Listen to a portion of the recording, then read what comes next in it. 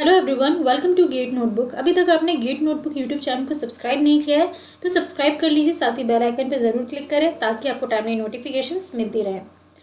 आज हम इस वीडियो में देखेंगे कि टीचिंग एप्टीट्यूड के नवंबर 2020 यूजीसी नेट एग्ज़ाम में क्या क्वेश्चंस पूछे गए थे। ऑलरेडी अपने टीचिंग एप्टीट्यूड के एनालिसिस को देखा होगा, किन टॉपिक से क्वेश्चन आए वो सभी कुछ देखा होगा।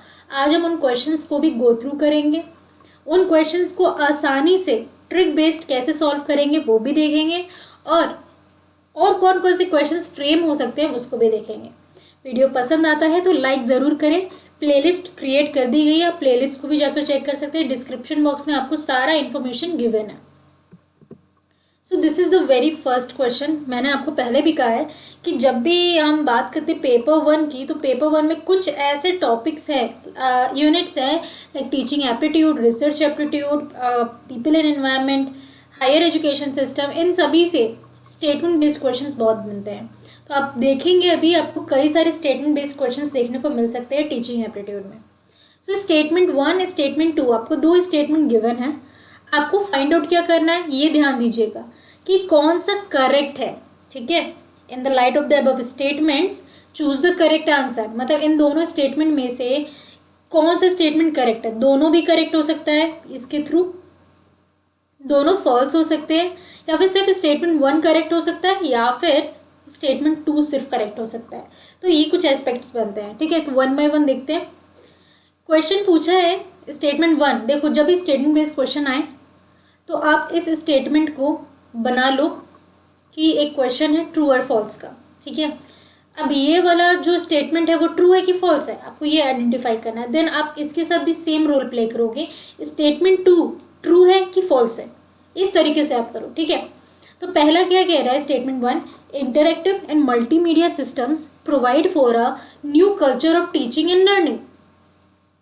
इंटरैक्टिव एंड मल्टीमीडिया सिस्टम्स मतलब क्या हो सकता है, ये आपको एक तरीके से कह सकते हैं कि आपके लिए ये कम्युनिकेशन एड की बात हो रही है। ठीक है, टीचिंग एड्स होते हैं ना, उसके अंदर क्वेश्चन है।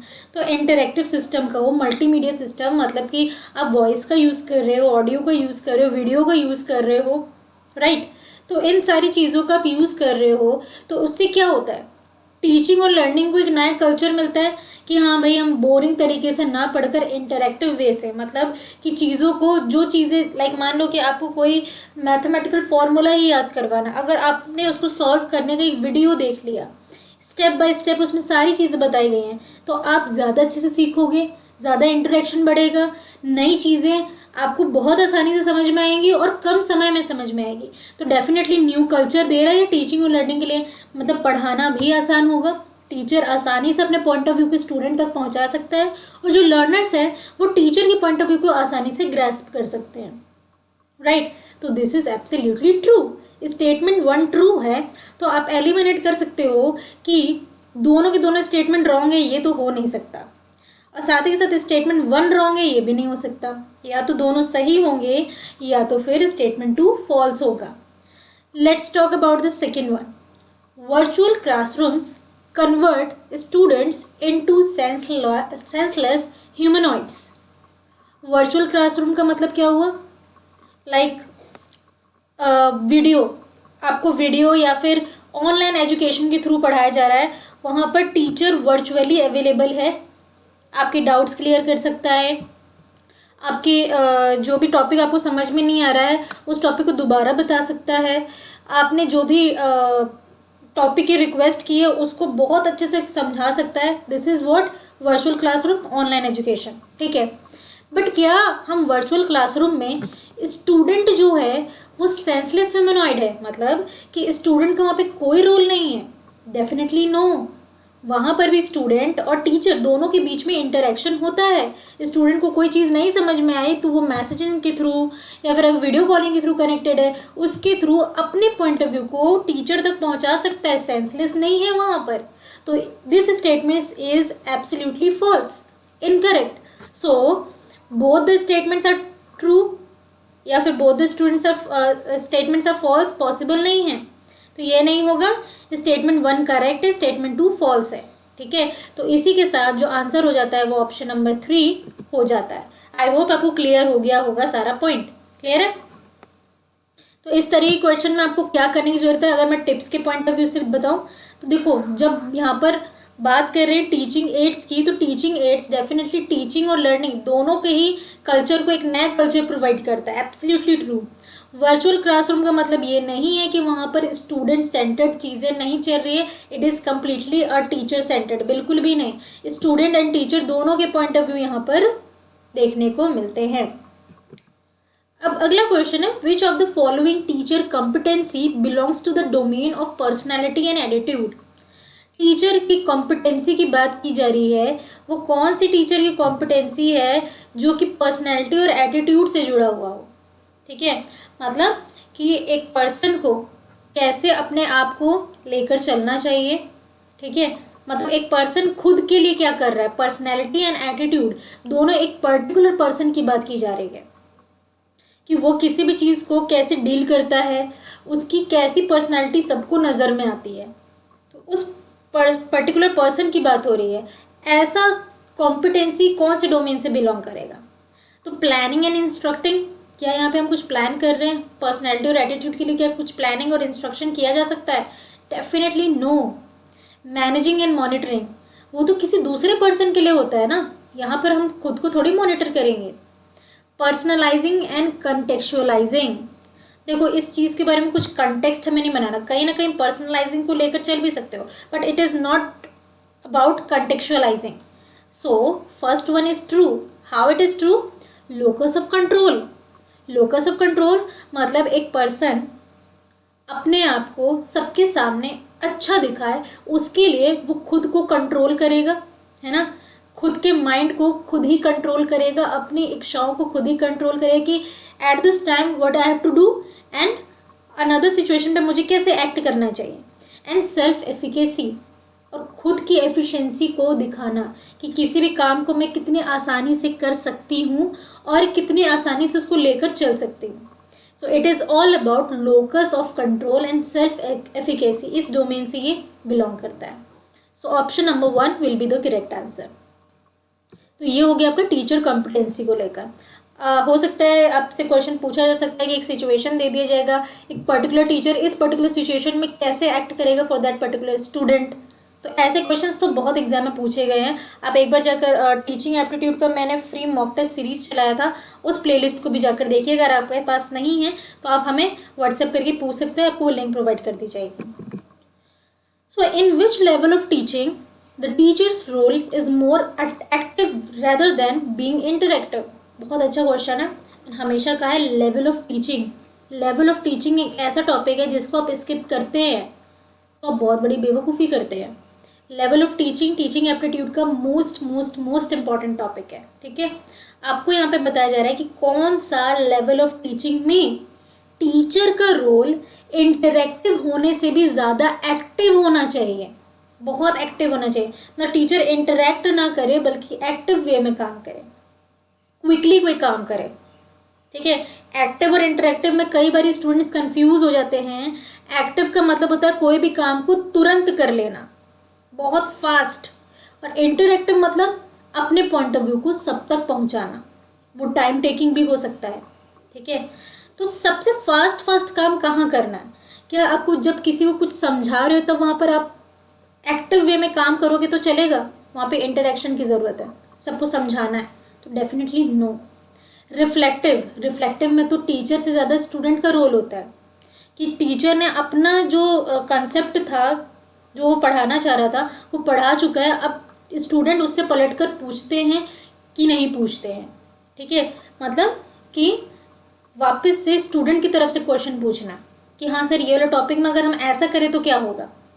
तो यहाँ पर भी एक्टिवनेस की ज़रूरत नहीं है, यहाँ पर भी अंडरस्टैंडिंग इंटरेक्शन होना ज़रूरी है। मेमोरी लेवल, जहाँ पर स्टूडेंट छोटा होता है उसको वो सारी चीज़ें याद करवानी होती हैं। मेमोरी मतलब ही याद करवाना, मतलब कोई भी कंसेप्ट है ये एग्ज़ाम में आना ही है, स्टूडेंट को याद होना चाहिए। तो वो टीचर जब तक अपने आप में वो चीज़ अप्लाई करके नहीं दिखाएगा, स्टूडेंट कैसे उससे सीखेगा, है ना। तो टीचर तुरंत उस चीज़ को याद कर ले रहा है तो स्टूडेंट उसको देखकर डेफिनेटली वो भी जल्दी याद कर लेगा। तो memory level will be the correct answer ना। फोर्थ लेवल क्या है? Autonomous development level. ये लेवल मेमोरी, अंडरस्टैंडिंग और रिफ्लेक्टिव इन तीनों के बाद आता है। इसमें क्या होता है कि पढ़ने का काम अब खत्म हो गया, टीचर से स्टूडेंट ने सब कुछ सीख लिया जितना उसको सीखना था। यहाँ पर ऑटोनोमस मतलब खुद के लिए, सेल्फ डेवलपमेंट के लिए वो स्टूडेंट और क्या क्या पढ़ता है अपने हिसाब से। लाइक जनरली क्या होता है कि कोई पर्सन है, स्टूडेंट है, वो स्कूलिंग करता है, ग्रेजुएशन करता है, पोस्ट ग्रेजुएशन करता है।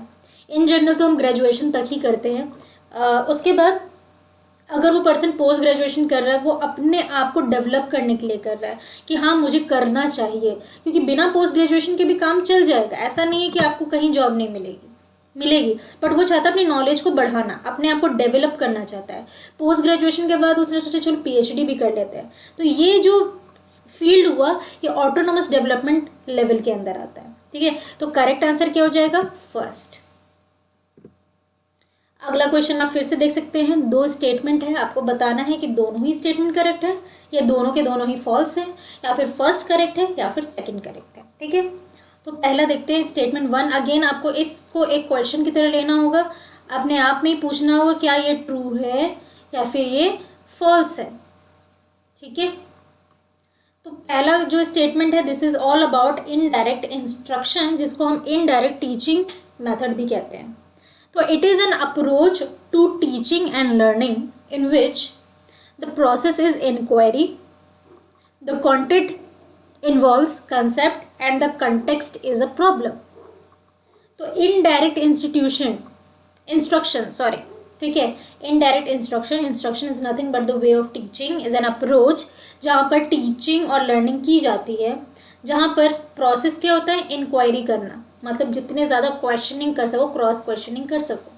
ठीक है, टीचर ने लर्नर से किया, लर्नर ने टीचर से किया, so it is a process of inquiry. यहाँ पर इंक्वायरी करके क्या होता है? The content involves concept. पूछा कि ये पर्टिकुलर कंसेप्ट क्या होता है सर, तो सर ने उसको वो पर्टिकुलर कंसेप्ट बताया। फिर सर उनसे पूछेंगे कि अच्छा मैंने ये कंसेप्ट बताया, इसका एक एग्जांपल दो। This is what? इंक्वायरी। यहाँ पर कंसेप्ट को क्लियर किया जा रहा है। और यहाँ पर कॉन्टेक्स्ट क्या होता है? आपका प्रॉब्लम।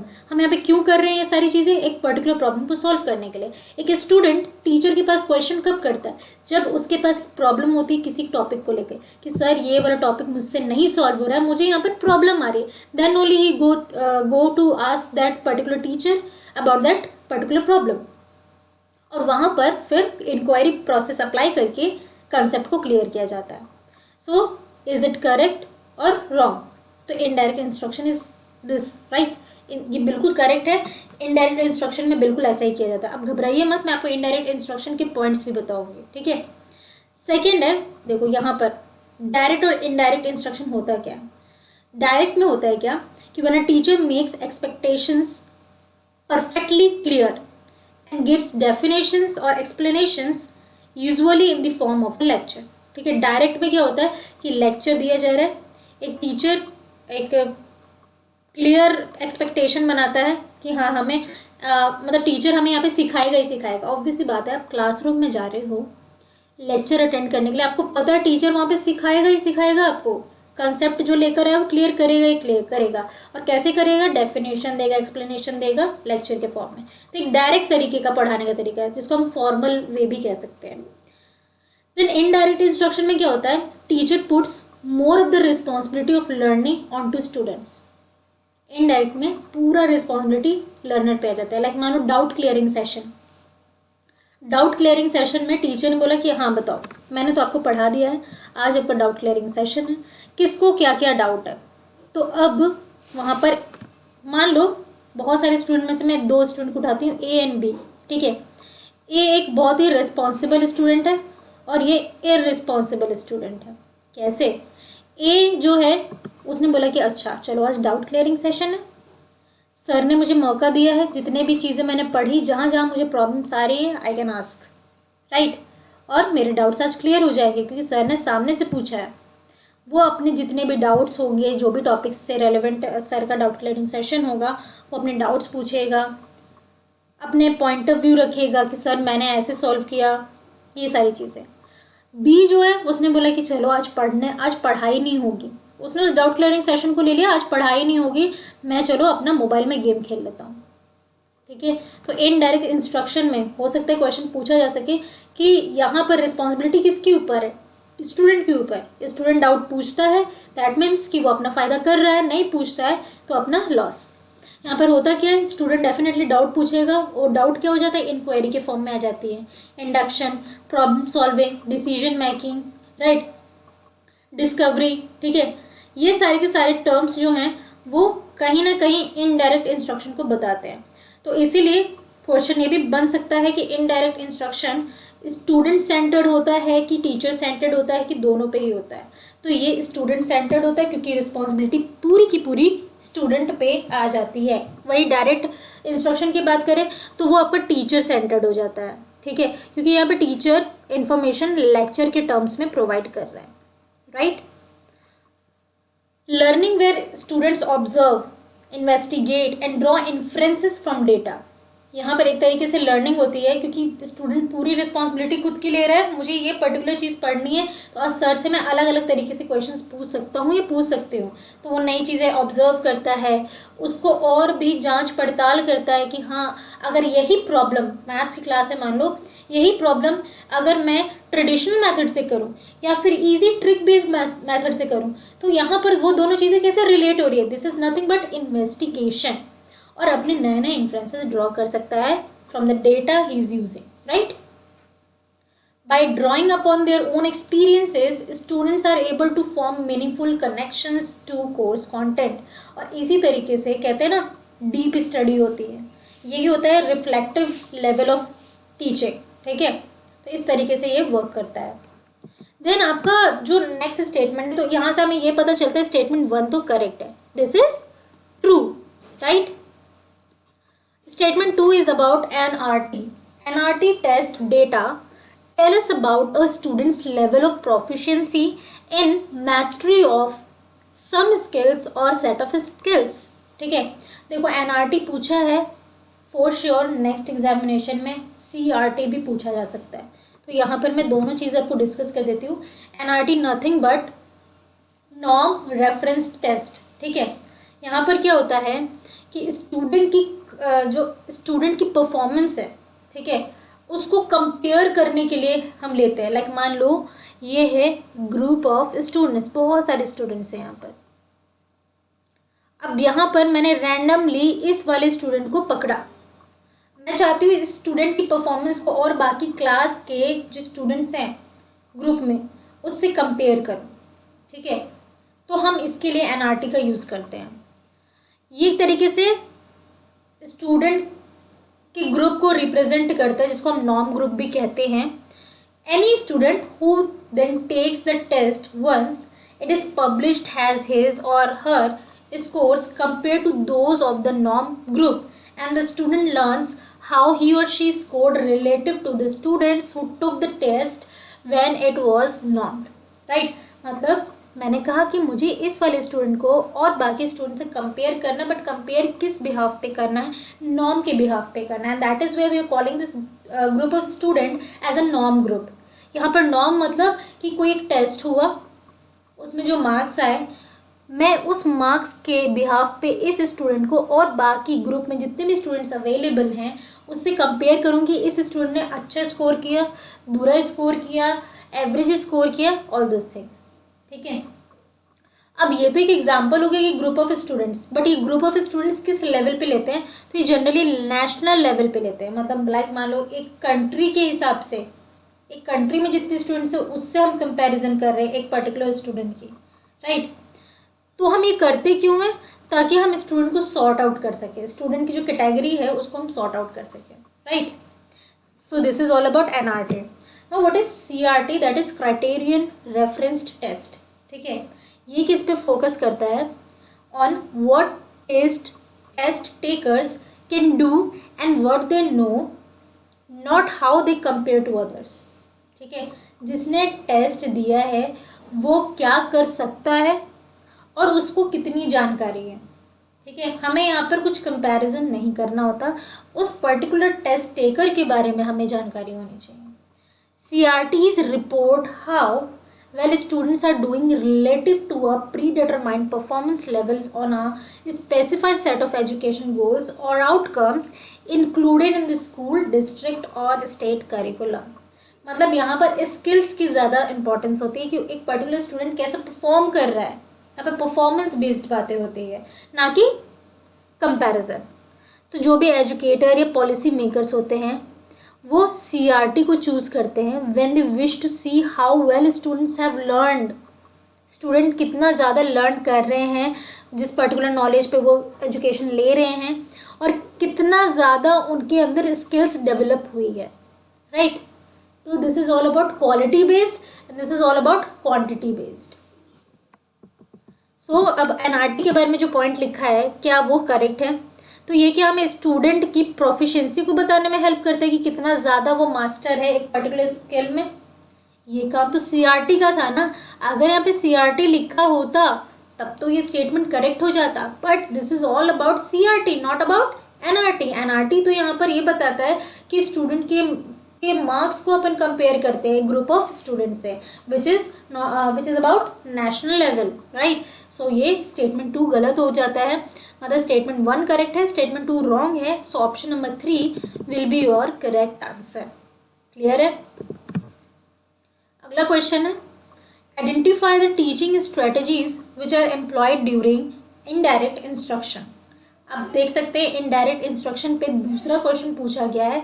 5 पॉइंट्स यहाँ पे गिवन है, आपको बताना है कि जब इनडायरेक्ट इंस्ट्रक्शन अप्लाई किया जाता है किसी स्टूडेंट पे तो कौन सी टीचिंग स्ट्रेटजी फॉलो की जाती है।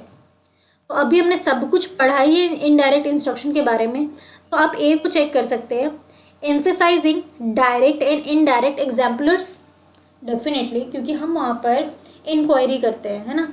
एक स्टूडेंट जो है उसकी पूरी रिस्पॉन्सिबिलिटी है कि मेरे पास डाउट क्लियरिंग सेशन आया है सर का, तो मैं क्वेश्चंस पूछूंगा और मैं अपने डाउट्स क्लियर करूंगा। तो वहाँ पे डायरेक्ट और इनडायरेक्ट एग्जाम्पल दिए जाते हैं ताकि चीज़ों को समझा जा सके। एब्सोल्युटली। सो ए तो करेक्ट है, एलिमिनेशन मेथड अप्लाई करते हैं। जब ए करेक्ट है तो सेकेंड वाला स्टेटमेंट और थर्ड वाला स्टेटमेंट जो ऑप्शन है वो चला जाता है ना। अब एक बात तो श्योर है कि सी करेक्ट है, ठीक है, you can see here C correct है। सी को देख लो, inquiry based question answer session, तो इंक्वायरी जहाँ आया इनडायरेक्ट इंस्ट्रक्शन तो होना ही है ना। इन दोनों में आ रहा है इंक्वायरी इनडायरेक्ट, तो ये तो होना ही है, राइट। अब पूरा डिसीजन चला जाता है बी और ई पे।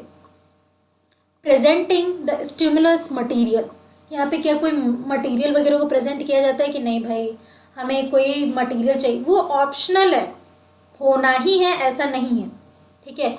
ई को चेक कर लो, promoting problem solving approach, definitely यहाँ पे इंक्वायरी हो क्यों रही है, डाउट क्लियरिंग सेशन हो क्यों रहा है, क्योंकि स्टूडेंट को अगर उस पर्टिकुलर कंसेप्ट में पर्टिकुलर यूनिट में कोई प्रॉब्लम आ रही है तो हम उसको सॉल्व करेंगे और उसी को प्रमोट करेंगे। तो ई यहाँ पर एब्सोल्युटली करेक्ट हो जाता है और बी जो है वो रॉन्ग हो जाता है। डी को चेक कर लो, डी क्यों रॉन्ग होगा, presenting asking and providing feedback, definitely no, यहाँ पर फीडबैक मतलब वहाँ पर मैंडेटरी है ऐसा है ही नहीं, राइट।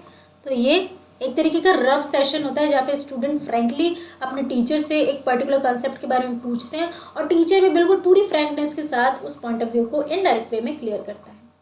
तो करेक्ट स्टेटमेंट ACE था, इसलिए आपको option number 4 will be the correct answer, right.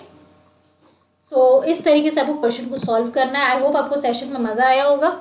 आप चाहते हैं कि complete course on teaching aptitude जो कि गेट नोटबुक पे अवेलेबल है उसको इनरोल करना चाहते हैं ताकि आप अपने पढ़ने की जो एक तरीके से पढ़ने का तरीका जो है उसको सुधारना चाहते हैं, पूरे कॉन्फिडेंस से एग्जाम में टीचिंग एप्टीट्यूड के क्वेश्चंस करना चाहते हैं, तो आप हमारे इस कोर्स को 499 पे इनरोल कर सकते हैं। आपको कोर्स में रिकॉर्डेड वीडियोस मिलेंगे जो कि 1 ईयर की वैलिडिटी के साथ होंगे, PDF नोट्स मिलेंगे जो कि लाइफ टाइम की वैलिडिटी के साथ होंगे और टीचिंग एप्टीट्यूड के SRPs भी मिलेंगे, वो भी लाइफ टाइम के लिए। एजुकेटर ने वहाँ पे बेसिक टू एडवांस कंसेप्ट को डिस्कस किया है, previous year question, most expected question और प्रैक्टिस क्वेश्चंस को भी इसके अंदर इंक्लूड किया गया ताकि आपकी तैयारी बहुत ही धमाकेदार हो, एग्जाम में कैसे भी क्वेश्चन बने आप उनको आराम से सॉल्व कर सकें, राइट।